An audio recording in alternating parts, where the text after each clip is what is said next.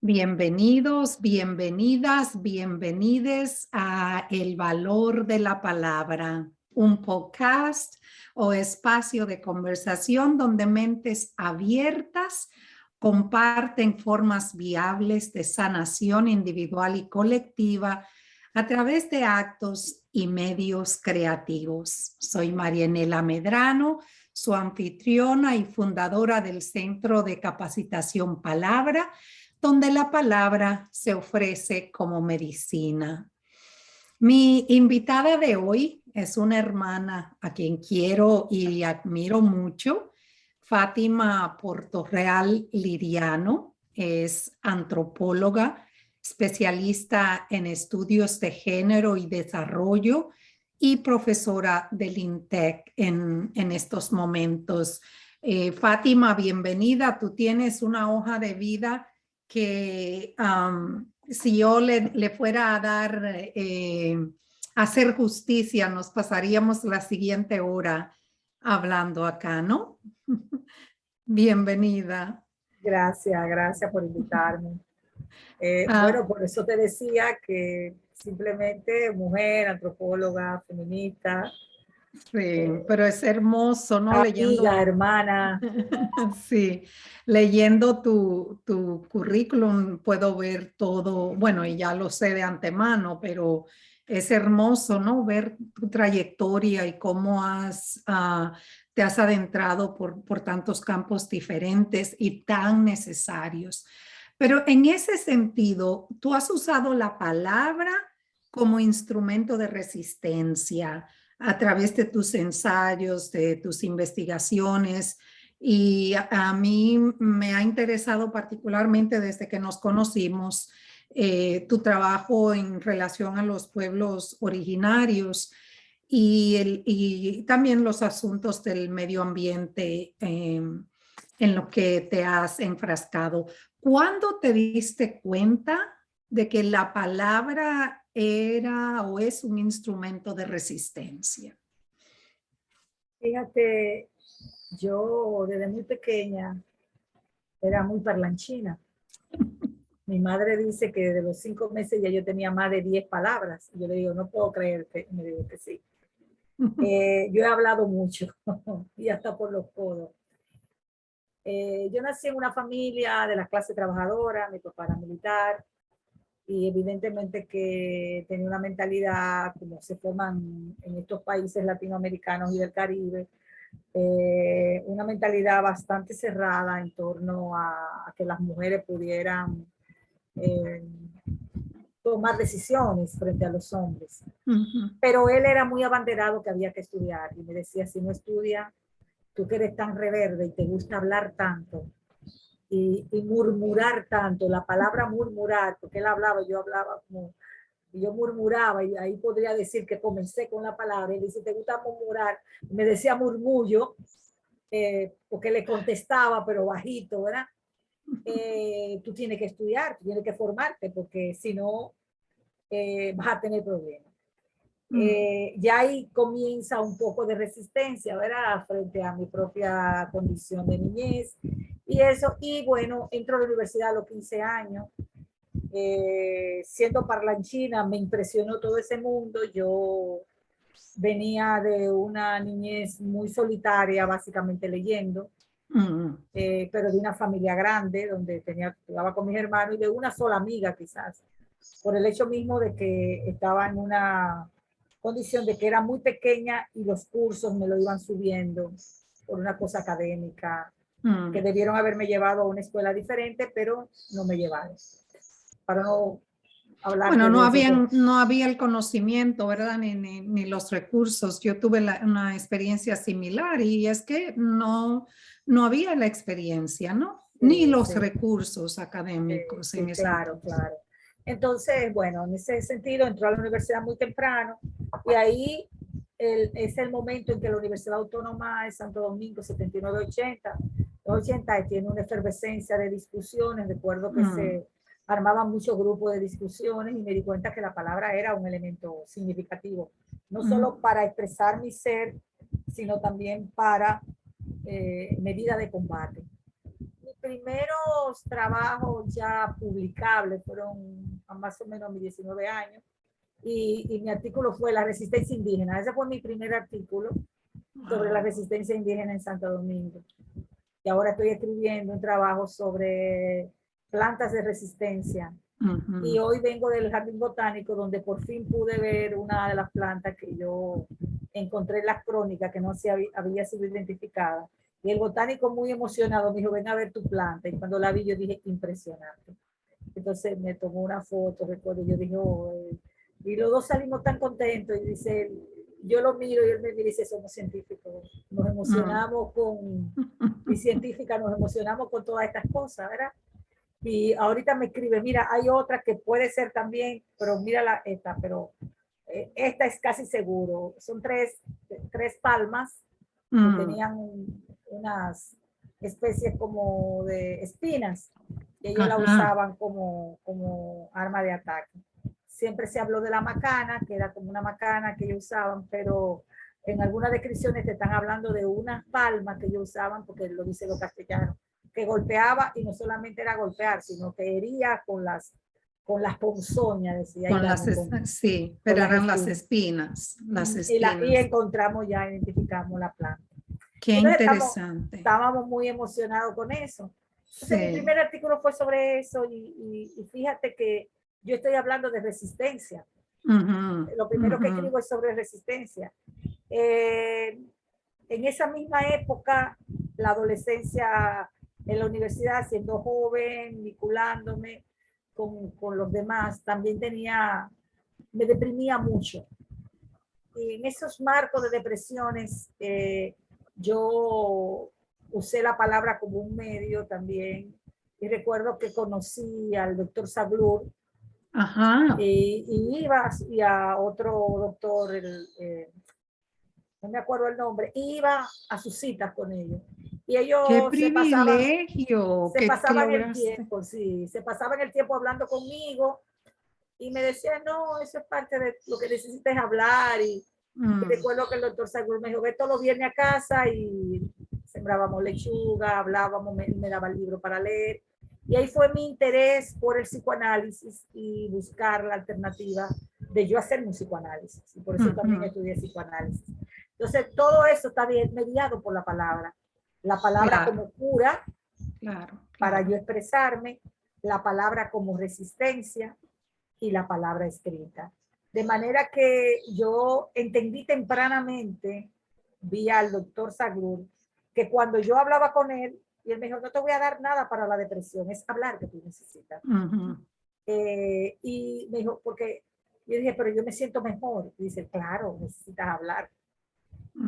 Y él ahí me enseñó quién era Sigmund Freud, y comencé a ver los primeros libros de Sigmund Freud, y luego me integré a un grupo de la universidad que estaban estudiando a Freud, y comencé a estudiar a Freud con el doctor Saglur, estudiaba para él. Entonces ahí encontré esa expresión de Freud que decía la palabra cura, palabra cura, y yo nunca abandoné la idea de que la palabra era un medio para sanar mi alma, ¿verdad?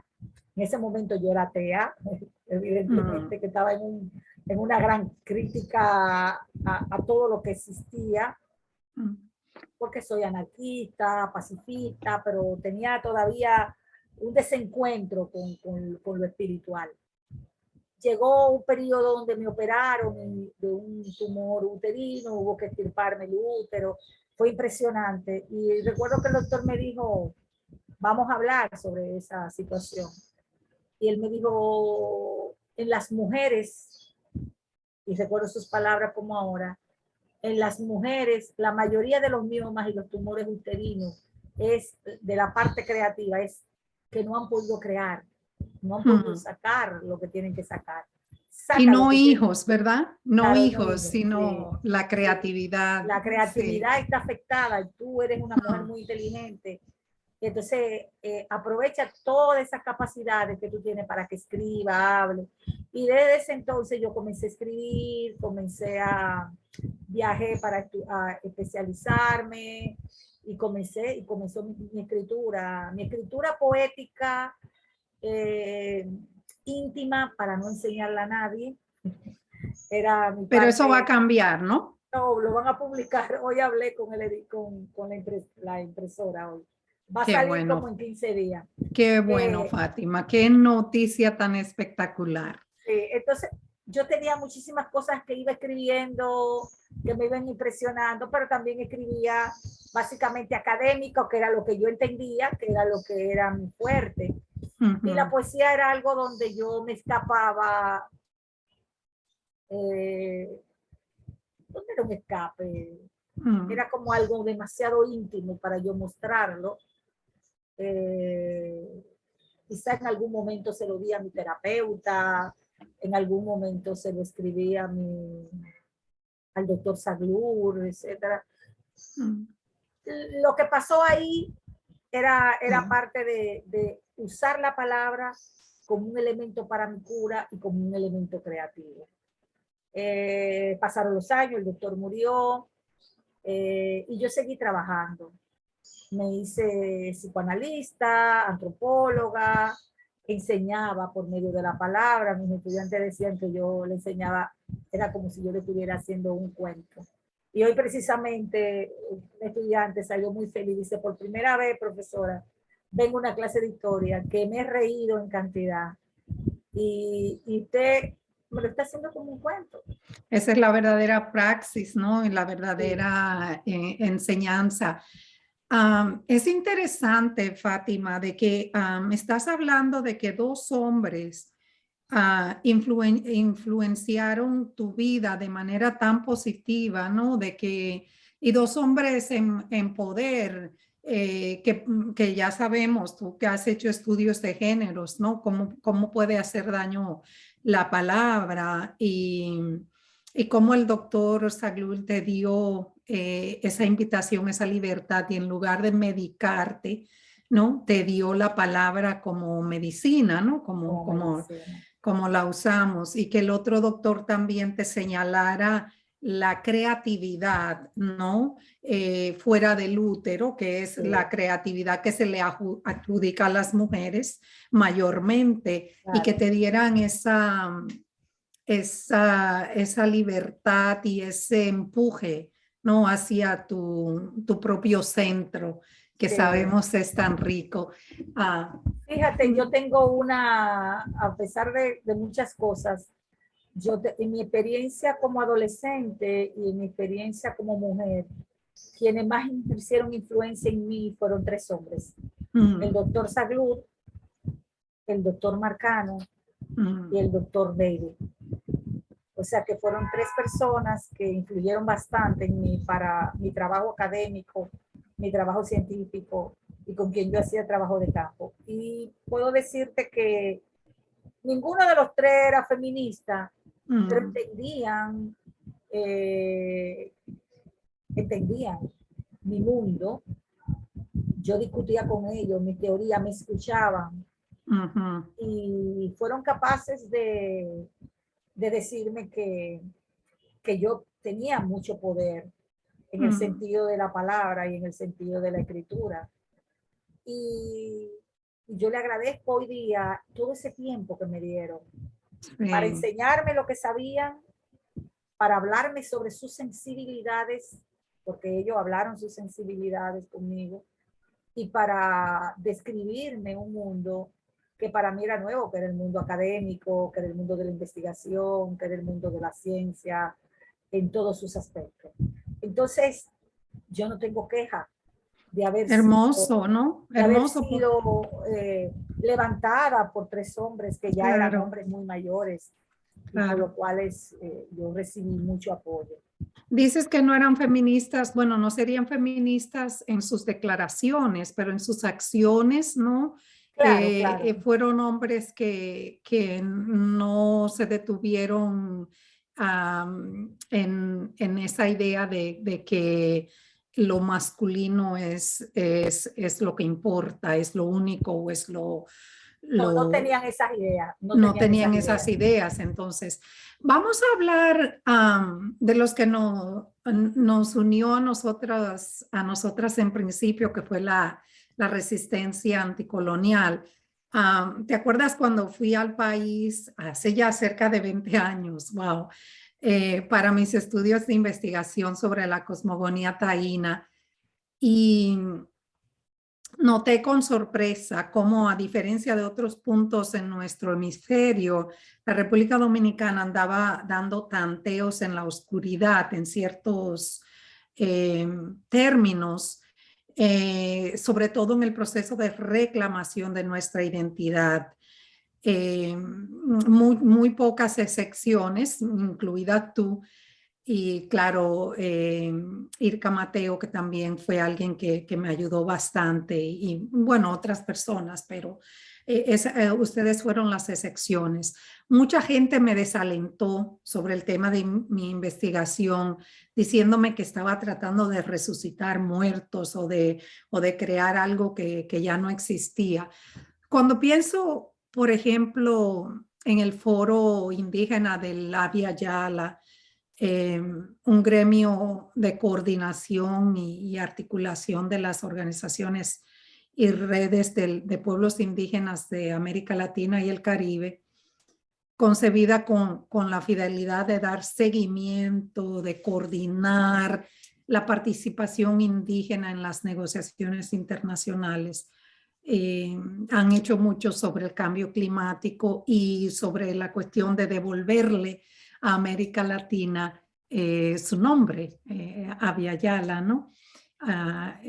¿Cuál ha sido la actitud y participación del país ahora en los últimos tiempos, ¿no? En este movimiento de empuje, ¿no? Y de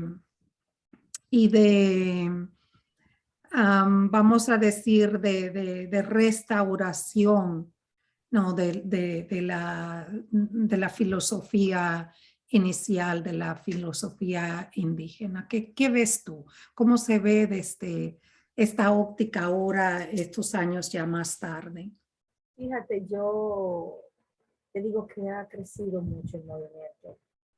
Yo tengo exactamente casi 20 años parándome frente al el día 11 y el día 12 frente a la estatua de Cristóbal Colón diciendo no hay nada que celebrar. Ahora eso se hace comúnmente. Hoy precisamente, por ejemplo, hay un acto para trabajar la idea de que una palma que sembró Toussaint Louverture en 1801 como símbolo de la libertad, un 9 de mayo se quitó. Entonces hay una actividad, tengo que escribirle a la amiga a qué hora y dónde es, para decirte que hay todo un movimiento de mujeres jóvenes y hombres jóvenes que están reservando un espacio de su alma para entender que hay que rescatar la memoria de nuestros pueblos originarios, tanto indígenas como africanos o indoafricanos. Claro, es lo Y mismo. esa validez de recuperar una memoria es una memoria para descolonizarnos. Ya está cada vez más claro que se necesita descolonizarse. Ya estaba cada vez más claro que se necesita transformar. Yo tenía un tren de investigación con el Servicio Judío para entrevistar organizaciones y me he encontrado ellos dijeron que entrevistar a una organización que yo no conocía, que estaba en el Cibao, y resulta que me llamó mucho la atención cuando le estábamos entrevistando, eran personas conocidas, yo la conocía, no me acordaba, y todas las chicas me dijeron, profesora, tenemos que decirle que esta organización la formamos por usted. Y yo, ¿cómo? Y fue para mí una sorpresa, de resistencia para la defensa del ambiente, pero también para la descolonización sobre las plantas, sobre los animales y sobre nuestras propias identidades afrodescendientes. Yo me quedé con la boca abierta y el otro compañero dice, nosotros salimos de su curso marcada y dijimos que algún día le íbamos a decir a usted que esta organización, que es una organización fuerte, en Bonao precisamente, qué lindo. sí, en Bonao tiene su sello. Nosotros salimos transformadas de su clase y de ahí. Entonces yo me quedé pensando, wow, pero uno no sabe cómo impacta a las personas. Sí. Y en muchas ocasiones los jóvenes se me acercan y me han dicho, yo fui su alumno, Yo una vez la vi a usted parada con un cartel frente a Colón. No entendíamos lo que estaba pasando en ese momento, pero nos acercamos y hoy ya evidentemente nosotros necesitamos llamar a este Parque Osema, ¿verdad? Como el nombre de la casica que estaba ahí, y plantear que esta estatua debe o ser derribada, o yo le digo, puede irse a un museo o a un museo. Entonces yo escucho a los jóvenes hablar.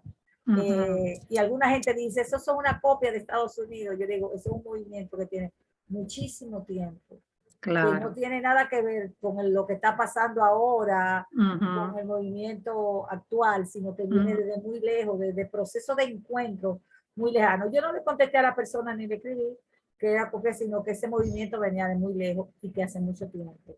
Y precisamente cuando nosotros lo estábamos juntando, aquella vez que hace 20 años, ya yo te había hablado que estaba con 2 o 3 grupos formando toda una lectura sobre la necesidad de descolonizar dentro de las universidades y dentro de la temática de la ciudad, descolonizar los espacios y los lugares como espacios de resistencia. Que es tan importante, ¿no? Desde el cuerpo hasta el espacio físico. Y estamos viviendo, ¿no?, una modernidad que está totalmente sumergida en el paradigma individualista y es lo que yo pienso que está causando esta crisis mundial, ¿no? Que no es solamente la crisis de la pandemia que tenemos, pero hay una crisis que está llegándonos a través de esas ideas individualistas de tiro solamente para mi lado, ¿no? Me parece imperativo ahora más que nunca recuperar los orígenes y esa cosmovisión de nuestros pueblos indígenas y lo africano, como señalabas tú, esa sabiduría indígena también que viene transmitida a través de esa cultura. En esas culturas reside una forma de ver, de sentir y percibir, de proyectar al mundo que puede dar al traste con esta crisis. Porque si vemos, lo que ese movimiento ha venido recordándonos es los abuelos, las abuelas, hicieron florecer la cultura de la vida, dejando por sentado que todo está conectado.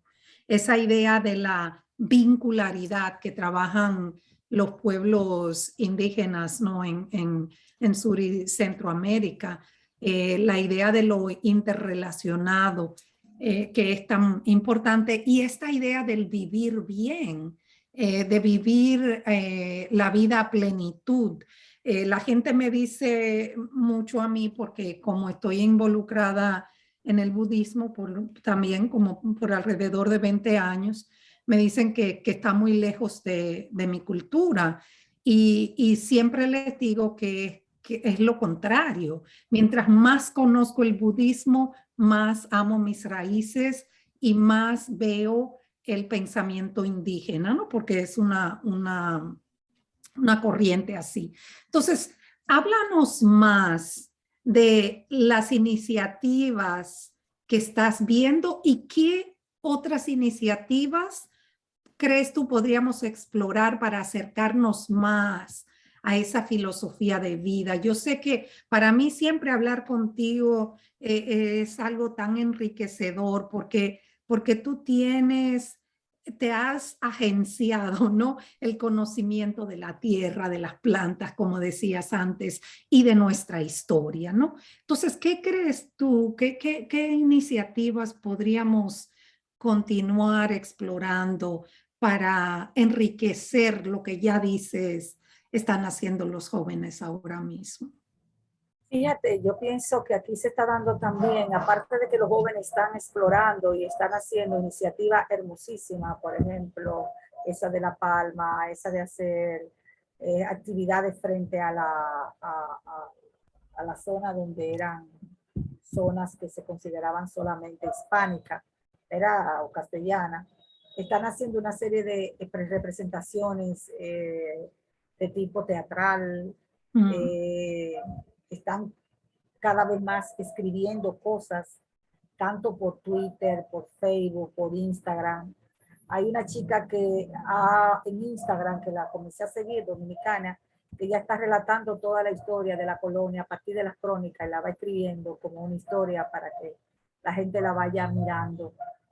Qué hermoso. Así, y he encontrado, por ejemplo, actos como no solo de ponerse un t-shirt, ¿verdad? Que yo fui la primera que comencé a poner t-shirt, no a la celebración, no a la cosa, sino me he encontrado, por ejemplo, los casos de jóvenes que están diciéndome, pero fíjate, yo te he buscado por YouTube, he visto lo que te han entrevistado, necesitamos hacer manifestaciones de un movimiento político. Y yo le dije, es un movimiento político.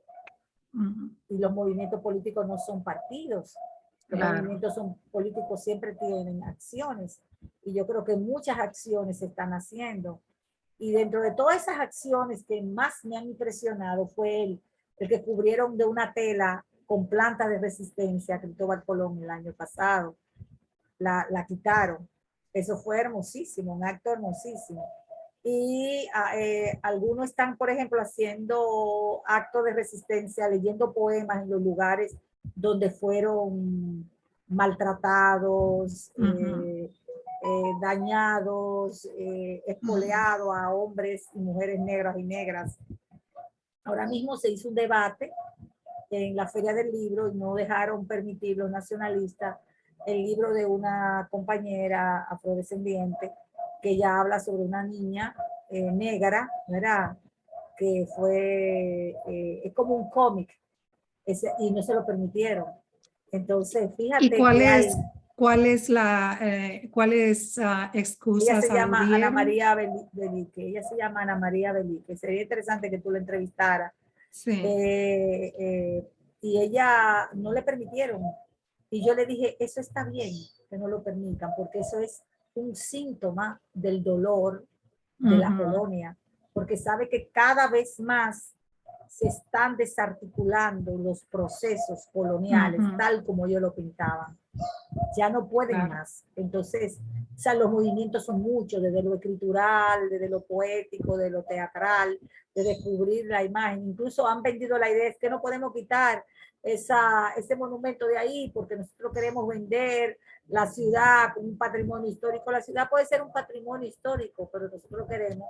Pero tiene que ser histórico realmente. Entonces claro. No podemos decir, no, nuestra historia no comenzó con la colonia. Exactamente, no comenzó con la colonia, comenzó mucho antes. Y hay que seguir insistiendo que donde está esa ciudad planteada, había un pueblo indígena. Exacto. Entonces, que no se habla de ese pueblo indígena. Que al lado de esa catedral había una picota pública donde casi 400 años mataron a muchísima gente, indígenas, negros y negras esclavizados. Eso hay que seguir insistiéndolo. Y que estamos caminando sobre esa, claro, estamos caminando sobre esa sangre. Y no es la base de odio, sino es la base de memorizar para no olvidar y para que no se vuelvan a repetir procesos históricos de esa manera. Para que podamos entender en nuestra propia memoria, pasar a la escritura eso. Cada vez que sale un libro hablando sobre la esclavización, los blancos de leche, como yo le llamo, porque no son de leche, hablan de que quiten esos temas, porque como si que aquí no llegó tanto, aquí eran más indígenas que negros. Yo le digo, señores, no es por la biología, es por la cultura. Por la cultura, y somos un elemento indo-afrodescendiente y se han armado muchísimas discusiones, pero la discusión está, la palabra está, con los detractores que todavía quieren continuar planteando de que la conquista fue suave, de que la conquista murieron solamente por enfermedades. Y aquello que estamos planteando no fueron enfermedades, fue un modelo civilizatorio. Claro. Y dentro de todo eso tenemos que sacar algo positivo. Fue un genocidio, hay que llamarlo así, ¿no? Claro, un genocidio. Y como te decía, como apuntaba antes, otro costal del movimiento Abya Yala es la restauración del nombre originario de nuestro continente, porque América, sabemos, es para honrar a Américo Vespucio. Entonces, la palabra, el poder de la palabra, hay que reinvocarlo. Claro. Y si nos referimos a la Via Yala, no a América, estamos Claro. invocando eso que ya estaba. En Estados Unidos, eso me refiero para Latinoamérica, ¿no? Y el Caribe, en Estados Unidos, que es Turtle Island, hay mucha gente que por muchos años ha venido insistiendo, pero también tú te encuentras con muchísima gente aquí a nivel de pueblo y a nivel oficial, donde cuando le hablas de Turtle Island no la reconocen, ¿no? Entonces, en nuestro país, ¿qué piensas tú? Me gusta lo que estabas diciendo de que a la joven a quien no le publicaron, no le dejaron festejar su libro, que en cierta manera es bueno porque llama la atención sobre el poder de la palabra de ella. Pero ¿cómo podríamos nosotros y nosotras tener más influencia porque la oficialidad también tiene que comenzar a cambiar? No podemos solamente cambiar a nivel de la vamos a decir, de grassroots, de las comunidades. Todo el mundo, el cambio tiene que operarse en todos lados. Entonces, Fíjate, ¿cómo influenciamos para que... Fíjate, fue una cosa muy interesante. El año pasado, cuando celebramos el día del día 12 de octubre, que no queríamos a Colón ahí, hice una manifestación y fue una chica, pintó con sangre, su sangre menstrual, pintó una obra, llovió muchísimo. Rodearon la estatua y siempre ha habido policía, gente de servicio, pero llegaron hasta generales de las diferentes instancias que nosotros queríamos tumbar. Yo no quiero tumbarla. Llovió, yo cogí mi sombrilla y lo tapé a los dos oficiales. Y él me iba diciendo que Colón no hizo tanto daño como se había. Yo le dije, sí hizo daño. Y entonces celebramos el acto, rodeando la estatua de Colón, y la oficialía estaba honrando los restos en el monumento al faro.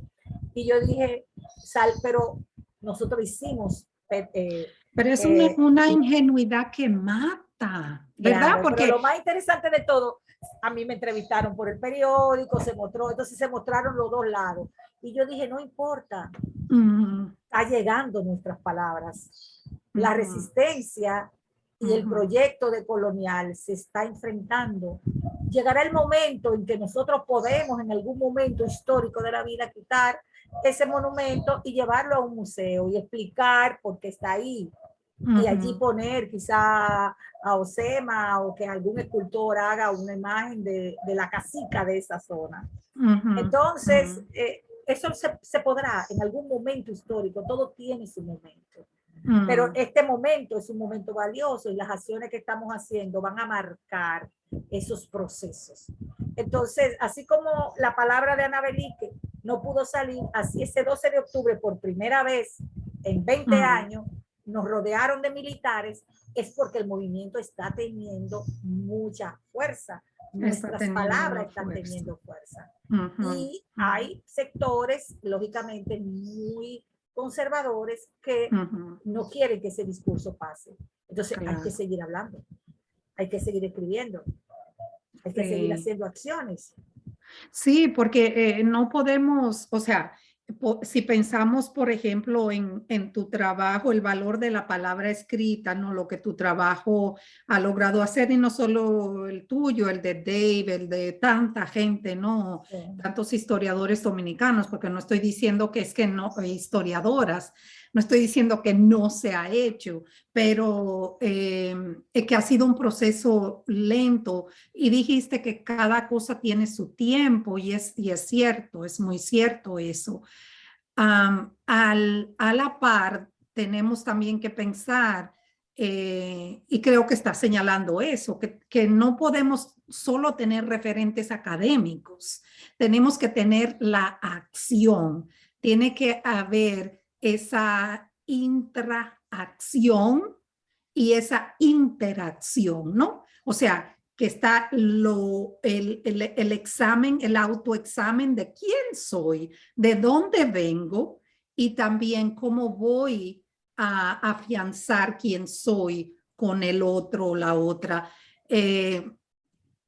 Por ejemplo, yo estoy pensando la China, la India, son países donde lo indígena tiene un referente diario, donde está está en el diario vivir, está textualizado en todo. Entonces, cuando mi preocupación con dejar ir la resistencia es que estamos desperdiciando una veta de sabiduría que ayudaría mucho. Por ejemplo, vamos a llevarlo al plano práctico. Ayudaría mucho a las interacciones en los sistemas de familia, comunitaria, laboral, legal. Este pensamiento hermoso, indígena, ¿no? Esta sabiduría que está ahí, que nos enseña a respetar a la madre tierra, ¿no? Entonces, ¿cómo podrías ¿tú crees que estoy siendo ingenua si pienso que podríamos empujar a la oficialidad a que se ablande un poco? ¿Tú crees que Sí, estoy siendo sí, ingenua? no, no eres ingenua, porque los No. movimientos sociales son eso, van empujando, van empujando, van empujando, Ujú, y luego pactamos. ujú, Y sobre todo en sociedades socialdemocráticas, llega un momento en que si los movimientos comienzan a crecer, podemos pactar. Si no ujú. crecemos, si no impulsamos, si no hablamos, si no dialogamos, si no entramos en esos diálogos y en esas contradicciones de diálogo, ¿cómo podemos pactar por otras cosas? Alguna gente dice, Ujú, pero ya, ¿por qué mover eso? Digo, porque esos son los estamentos de las estructuras de la colonia. Tenemos que ujú, enseñarlo en los libros de texto. Tenemos que ir en las universidades. Yo tengo que enseñar a los maestros y maestras de educación lo que yo entiendo en base a la resistencia y en base a la descolonización, qué cosas que hay que hacer, porque aunque no se da de la currícula, porque no se la apruebe, pero él le va a hablar de lo que dice y de lo otro. Entonces, eso va a crear conciencia, eso va a crear acciones y va en un momento determinado. Vamos a encontrar camino. Yo siempre he estado esperanzada en Y que a vamos a curar. encontrar camino. Y a curar, Fátima, porque lo que pasa es que otra vez la palabra cura, pero también hiere, ¿no? Entonces yo pienso, yo niña en el Cibao, como me sentía, por ejemplo, que de muy niña yo creé esta conciencia de que yo no soy blanca. Y lo blanco era lo que se presentaba como lo hermoso, lo sublime, lo loable, ¿verdad? Entonces, eso fue una primera contradicción que creó en mí, yo siempre digo, creó en mí la escritora y la investigadora y todo lo que soy, ¿no? Porque fue eso de, ¿qué es esto? Esto no tiene sentido. Lo otro de que nosotros jugando en los patios, desenterrando lo que llamábamos caritas y sintiendo esta fuerza que yo la sentía de niña, esta conexión con algo que iba más allá, que es lo que digo, esa es la importancia de cómo llevamos esto al diario vivir. Y cuando digo es porque esa fue mi experiencia y eso me dio a mí una fuerza que me ha ayudado mucho, ¿no? Entonces, ¿cómo podríamos, con esta idea del vivir bien, también de aunar esta filosofía indígena que nos hace tan bien y que nos ayuda a vivir enfocados en el bien y no en el mal, sin obviar que hay mal también? Entonces, ¿cómo podríamos en afianzar más estas luchas? Yo sé que te estoy como haciendo la misma pregunta otra No, vez, pero... no, yo pienso que primero hay que tener confianza en la juventud. Uh -huh, Yo creo en los jóvenes. Pese a que dicen que los jóvenes están perdidos con los celulares, que se quedan estáticos, yo creo en la No, juventud. sí, yo no creo en eso. Sí, yo creo en la juventud, yo creo que se despiertan Claro. procesos. Yo creo que esa juventud tiene un germen creador y hacen cosas sumamente interesantes. Claro. Pueden mirar de otra manera lo que yo no pude ver o lo que no he podido ver todavía. Y creo sobre todo en que es una juventud que ya no puede seguir manejándose bajo sistemas de autoridad, tal como lo conocimos, bajo dictadura, bajo sistemas autoritarios. Ya y eso está vinculado con todo el desarrollo de los espacios que tenemos hoy, Zoom. Recuérdate que antes lo que teníamos era Skype, que era lo más avanzado que había. Y no era todo el mundo, tenemos internet, toda esa vía ha unido a un mundo y no hay forma de que ese mundo se le pueda trancar en una burbuja. Sí. Y así tú lo puedes ver hoy, como por ejemplo la guerra ucrania-rusa, que es una guerra contra Occidente, que es una guerra contra ese proceso de instancias muy, pero muy conservadoras y autoritarias para romper a una juventud que está en algunos momentos, por las circunstancias donde se encuentra, aparentemente callada, pero que no acepta eso.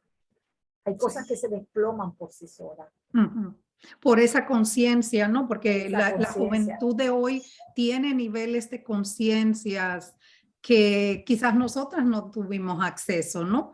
Pero aún así, lo otro que quiero, no sé si tú estás de acuerdo conmigo, es de que no está solamente en manos de la juventud hacer el cambio, ¿no? Claro, claro, es no, esta interacción, con, ¿no? Con nosotros. De nosotras las viejitas. Sí, con las abuelas, claro, porque hay una memoria. Las abuelas. Una memoria que tiene que pasar.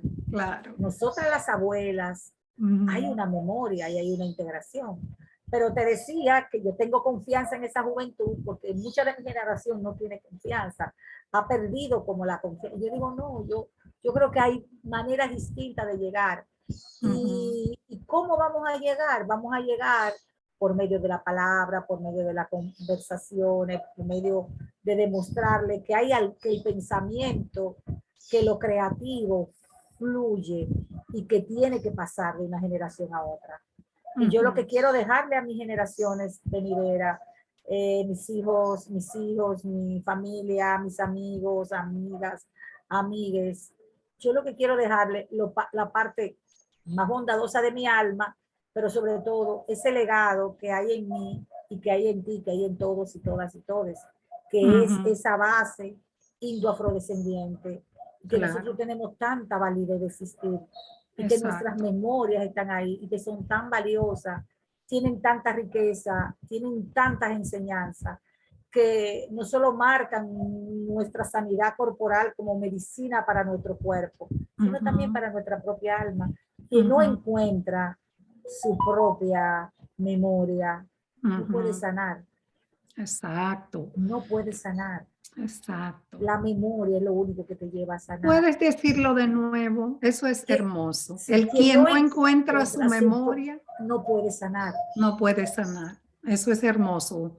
Y eso le pasa también para la sociedad. Exacto. Si la sociedad no encuentra su propia memoria, tampoco puede sanar. Y por eso es que yo me paro todos los 11, como el último día de la libertad, y los 12 hablar ahí, y vivo hablándole a mis estudiantes del proceso de descolonizar nuestras mentes, nuestras almas, y abrir para que esa energía fluya, llegue a través de los sueños, llegue a través de la palabra, llegue a través de las visiones, porque llega de cualquier forma. Exacto. Llega a través de sueños. Sí, a través de un poema, claro. A través de un acto creativo, a través de una fórmula que pueda crear. No hay forma de que esa energía fluya si está estancada. Y la colonia estancó a varias culturas. Claro. Y afianzó problemas que existían. Esa es una de las problemáticas, porque no es que todo era perfecto. Claro, habían... No, todo no era perfecto. Habían modos de vidas que eran más coherentes y más generativos que lo que trajo la colonia, pero la colonia encima de la violencia también exacerbó los males sociales que encontraron, ¿no? Pero a modo ya vamos casi a terminar, pero no quiero dejar de pedir tu parecer acerca de nuestra situación con el hermano pueblo de Haití, porque está entrelazado a lo que estamos diciendo y a la memoria y a quienes somos como gente y a la historia que nos aúna, ¿no? ¿Qué tanta esperanza tienes en que vamos a poder seguir en el proceso de sanación y no de alienación? Fíjate, hay ciertos sectores que yo siempre digo que son minoritarios, que asusan procesos que no somos. Y yo le digo a mis estudiantes, es imposible separar la relación amorosa, pasional que existe entre el pueblo haitiano y el pueblo dominicano. No hemos dado un matrimonio, no hemos peleado como vecinos y no vecinos, no hemos amado, no hemos ayudado mutuamente y hemos creado imaginario en conjunto. Claro. No hay posibilidad de separación. No, está en nuestros huesos. Eso es en nuestro hueso. Entonces, uno y otro nos hemos ayudado mutuamente en diferentes procesos históricos. Y esos procesos históricos hay que sanarlo porque hay algunas narrativas que se han inventado. De este lado o del otro lado. Pero sobre todo de este lado hay muchas narrativas que son invenciones, no son reales. Desvelar esas narrativas y plantear nuevas narrativas nos va a dar posibilidades. Están haciendo un muro, pero los muros se derrumban. Claro. Siempre los muros se derrumban. No deben ser, yo no estoy de acuerdo con ese muro, pero los muros se derrumban. Eso ya la historia lo ha confirmado. Al mismo tiempo, los muros ahondan las heridas, los dolores, y eso es preocupante. Eso es preocupante. Porque la sanación debe ser el enfoque, no el resarcir de las heridas. Pero ese muro no va a lograr su cometido. Los dos pueblos van a seguir uniéndose, van a seguir trabajando, y van a salir nuevos caminos. Van a seguir. Y esa siempre ha sido mi propuesta. Tenemos muchas cosas comunes culturalmente, no solo por ser descendiente. Somos quisqueya, ¿no? Somos indoafrodescendientes. Incluso yo plantea la idea a los geógrafos que a la isla se le llame Quisqueya, no isla de Haití o isla de Santo Domingo, sino claro, es Quisqueya. Quisqueya, que se le llame Quisqueya. Es lo mismo, es lo que decía, perdón, es lo que decía con lo de la Via Yala, que esa es América. Entonces, nosotros somos Quisqueya. Somos una isla. Las fronteras son artificios, ¿no? Son políticas, son políticas, son políticas. Y te pongo un ejemplo muy sencillo. Yo soy profesora de la UAS de maestría en metodología de la investigación para los estudiantes de geografía. Y un estudiante me dijo, bueno, ¿y por qué le pasará a los haitianos que sufren tanto con esos terremotos y esas cosas? ¿Será su religión? Y yo le digo, ¿usted estudia geografía? Sí. La isla de Quisqueya, la isla de Santo Domingo, la isla de Haití es una sola. Y lo que ha pasado de aquel lado, en la parte oeste, es parte de la isla. Los fenómenos geomorfológicos, geológicos, nada tienen que ver con lo político ni tienen que ver con la cultura. Claro. Entonces, no entiendo por cómo usted, siendo geógrafa, me está usando una cuestión de religión de los afrodescendientes haitianos o de los afrodescendientes dominicanos para explicarme un fenómeno geológico. Y ella me dijo, gracias, profesora, por la aclaración. Y aparte del desconocimiento, ¿no?, de la religión, porque ahí está la mala interpretación de lo que es el vudú. Sí. Y le dije, imagínese usted que en el siglo XVI el ayuntamiento de Santo Domingo, cuando había un terremoto de este lado, como ocurrieron muchos, el Sancenón, por ejemplo, claro, ¿no? Que fue tan fuerte. Y en el siglo XVI hubo un terremoto grandísimo que destruyó casi la ciudad de Santo Domingo, hasta se vio afectada la catedral. Y dice, ¿qué usted sabe lo que hizo la iglesia y el ayuntamiento? Casar a todos los que estaban en uniones libres, porque entendían que las uniones libres era pecado y que por eso había pasado un terremoto. ¿Usted cree que eso es, si yo no estoy casada con una persona, va a provocar un terremoto? Me dice, no. Entonces, cuando usted oye esas versiones, usted tiene que entender que son los prejuicios que se construyen alrededor del otro. ¿Cuáles son mis prejuicios alrededor del otro? Me va a definir mucho lo que yo siento y lo que yo soy, los prejuicios que tengo sobre mi cuerpo, sobre mi vida, sobre mi alma. Y todos esos prejuicios vienen porque estamos desmemorizados de la memoria originaria que tenemos. En pocas palabras, estamos colonizados de memoria. Entonces ella se quedó muy... Entonces me dijo, es una cosa que me marca, profesora. Y yo, claro, ¿qué tiene que ver que las uniones libres con un terremoto? Lo mismo que tiene que ver la religión. Exacto. O la cultura haitiana o la cultura dominicana con un terremoto sobre la isla. Son instancias distintas. Son prejuicios. Y lo triste, ¿no? Con el desconocimiento es de que si nos vamos al fondo de las religiones, lo que vamos a encontrar es la vincularidad, son los puntos que nos unen, ¿no? Que la esencia de la mayoría de las religiones están diciendo lo mismo, el mismo punto en diferentes términos. Muy interesante, pero siempre que hablo contigo, Fátima, desde que te conocí, me siento, que nuestra isla está en tan buenas manos, que los estudiantes están en la mejor presencia cuando entran a tu salón de clase. Qué bueno que tenemos a Fátima Portorreal Liriano por ahí. Gracias, muchas gracias. hay que quererte, hay que cuidarte.